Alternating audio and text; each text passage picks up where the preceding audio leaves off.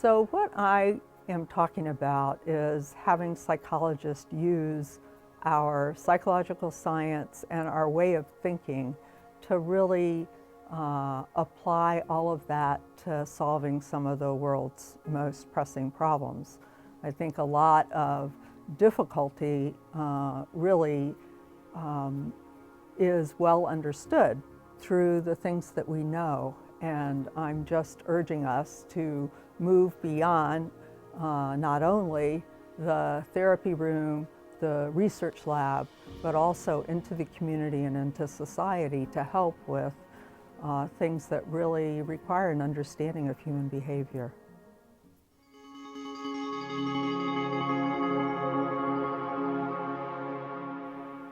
I hope people will remember the points early on about how polarized and divisive many of the Western democracies are now, and how using some social psychological principles can help us understand how people who are disaffected and worried about their own economic interest really fuel some of that. But it's not purely money, it's also their alienation from what's happening and their fears that drive a kind of tribalism that's dangerous. And our ability to understand that, to have some empathy for that, and to bring people together to talk about their differences rather than polarize and avoid each other, which I think is a dangerous situation. It's true in our country in the United States, and I know it's true in many of the European democracies. So I think that I showed a video clip of one of my colleagues, Bill Doherty, in doing a 3-day workshop with very conservative Republicans and very liberal Democrats, and interviewed them early about how much they didn't want to talk to each other, and then demonstrated how actually speaking with each other, finding some core human values, and talking about some of their differences really made a difference, that it's okay to disagree, but becoming so alienated from each other is a dangerous situation. So I hope people remember that. And I think we're the people that can understand and facilitate some of those conversations. I hope people will remember the importance of us being involved in healthcare change, in understanding systems, and especially in mending the mind-body split, and the long-held belief that we're either a mind or we're a body, but they're not just constructs of the same entity, is also dangerous. It makes medicine not work. It can make psychology be distorted.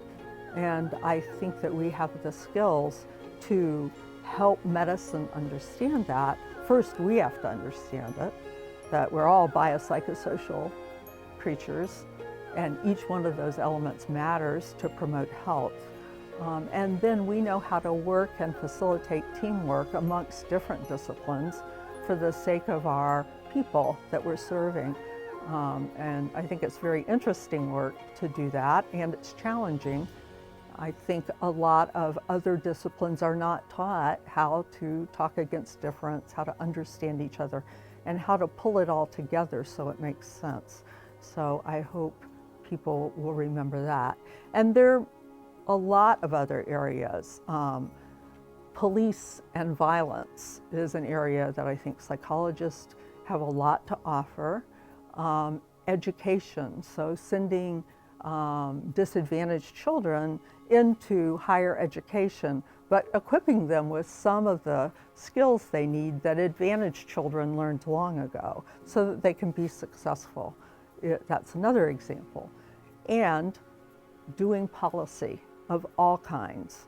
We need psychologists to be policy experts, to inform politicians. If the psychologist isn't the politician themselves, they can be legislative aides about healthcare, about communities, about all kinds of things.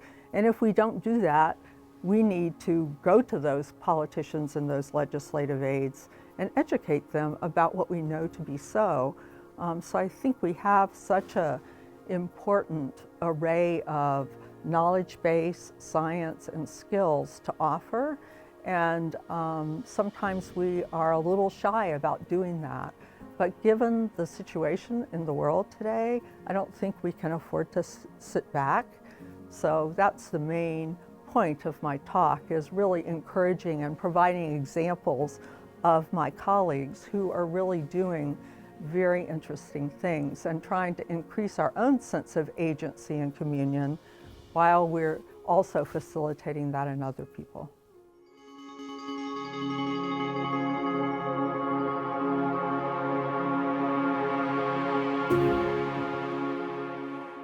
I think that clinical psychologists, I certainly was trained to facilitate other people's health.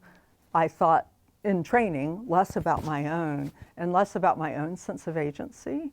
And I would like to suggest that they're not mutually exclusive, and that we can be active while still facilitating other people's well-being. So I think that, and I think it also really benefits the discipline for us to do that. In terms of trainees and early career people, I can't say enough about how important it is for us to speak with each other, and not in a hierarchical way. There's a place for that in the classroom, of course, and in supervision. But my experience when I was president of the American Psychological Association in 2016, one of the best things I did was sort of stumble into having a group of diverse early career psychologists, diverse by disciplinary perspective, researchers, clinicians, you name it, diverse demographically, in every way diverse, except for they were all early career. And I met with them by phone once a month for them to mentor me. So I provided questions to them that, as president, I was up against, not legal questions, not confidential, but there was plenty else. And then I would ask them, what should I do? And they had brilliant answers that I never would have thought of. It was a really rewarding experience. And so I think, you know, our early career people live in a different world in a sense. The future is theirs. So just ethically, they deserve to be part of decision-making and solutions. But it's in our best interest too, because they often think differently and come up with novel ways, whereas we're stuck in whatever we learned. So I think the issue of students and early career psychologists, especially early career, they've learned, you know, the basic foundations. But students too, we really need to find ways to elevate them, to connect with them in a meaningful way, not in a patronizing way, which they're very sensitive to. And I think we will all be better for it. In terms of the people that we serve, what I really hope, I think is the issue of stigma about psychological services has gotten so much better. You know, and over here you have Prince William and Harry willing to talk about mental health and their own treatment, which is really great. There's still some of it. And I think if people will have the courage to speak about their own human frailties or challenges that were helped by engaging in psychological service, either as part of an integrated primary care team, as part of independent practice, however they did it, you know, I think that would be extremely helpful. And I hope that we are able to facilitate their sense of agency and communion, especially right now when there's a strong tendency to just feel despairing about everything that's happening, and helpless. And I think we all have to help each other with that feeling. It is exactly now that we need to be active in a very deliberate, intentional, careful way, whether we're members of the public, we're early career students, or we're more senior members of the discipline.